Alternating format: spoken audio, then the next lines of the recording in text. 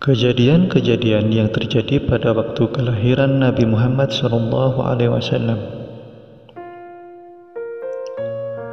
Istana kerajaan Iran terguncang sehingga 14 pilar istana runtuh. Di suatu wilayah Persia di daerah Istakhrabad, api yang tidak pernah padam selama 1000 tahun yang disembah oleh kaum Majusi akhirnya padam. Danau Shawa airnya mengering meresap ke dalam tanah, dan lembah Samawah airnya menjadi banyak dan melimpah.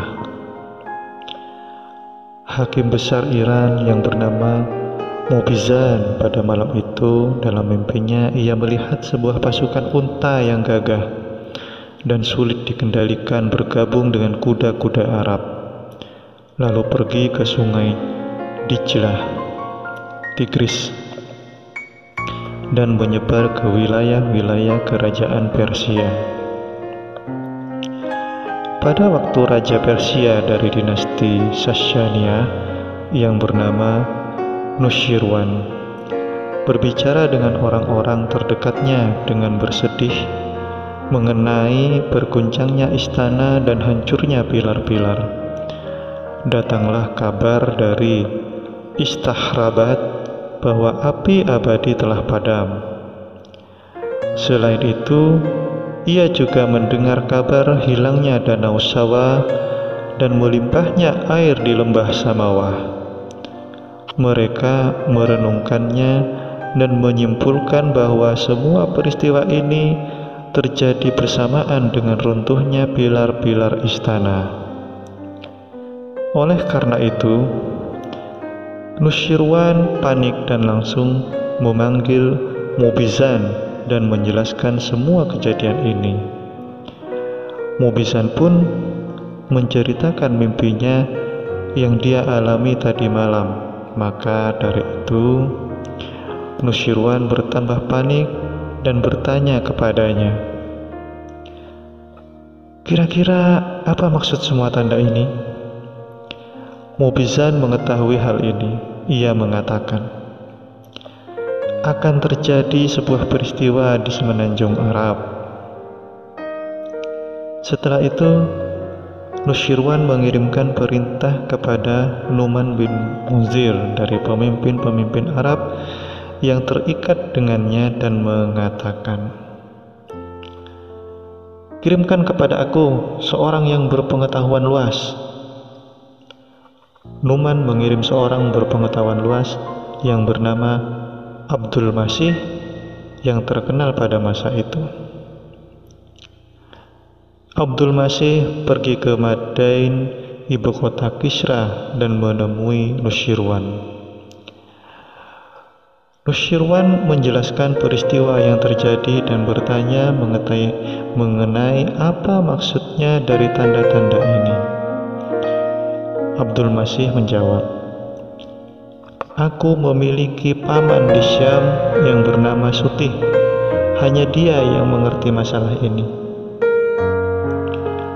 Nushirwan berkata, "Cepat kamu pergi ke Syam dan temui pamanmu. Tanyakan hal ini dan berikan jawabannya kepadaku." Abdul Masih langsung pergi ke Madain menuju ke kota Syam. Pada waktu itu, di semenanjung Arab terdapat para peramal yang disebut Ar-Rafa, orang yang berpengetahuan luas, yang mampu menjelaskan beberapa hal rahasia dan berita yang akan terjadi pada masa yang akan datang. Yang paling terkenal di antara para peramal tersebut adalah Sutai.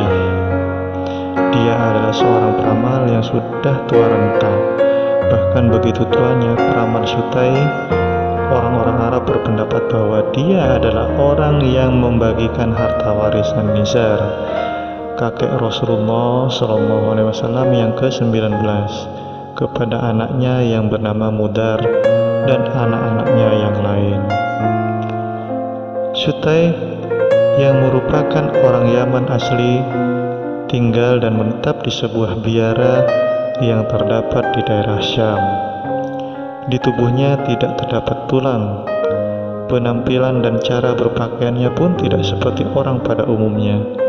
Dia selalu berbaring, meletakkan kepalanya di atas tempat tidur.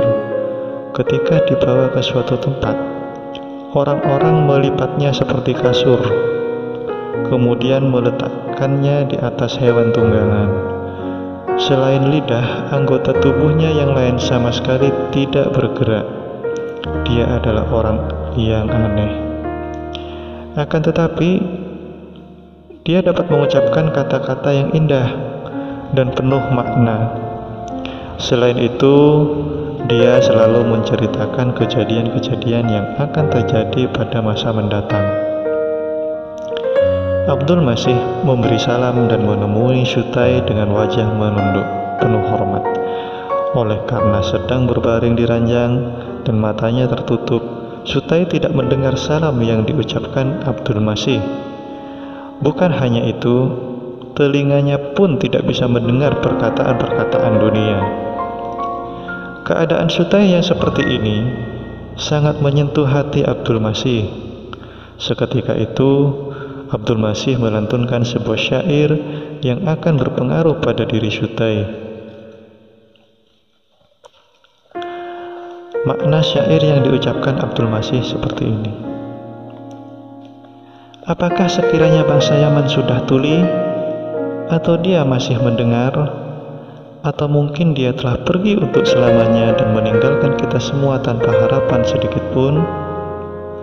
Wahai manusia mulia yang bisa menyelesaikan masalah-masalah sulit yang tidak bisa diselesaikan, telah datang kepadamu seorang anak dari kakak perempuan ketua sebuah kabilah besar dan mulia yang dikirim oleh Raja Persia dari dinasti Sassaniyah yang bernama Nushirwan. Dia datang dengan bergegas tanpa mempedulikan semua bahaya dan rintangan yang mengancam nyawanya selama di perjalanan, tanpa memikirkan jalan yang ditempuhnya, apakah itu pegunungan atau daratan rendah, dan tanpa memperdulikan apakah itu siang atau malam. Dia ingin bertanya dan belajar kepadamu tentang kejadian-kejadian besar yang tidak diketahui oleh orang-orang yang berpengetahuan lemah. Setelah itu, peramal Syutai membuka matanya dan berkata,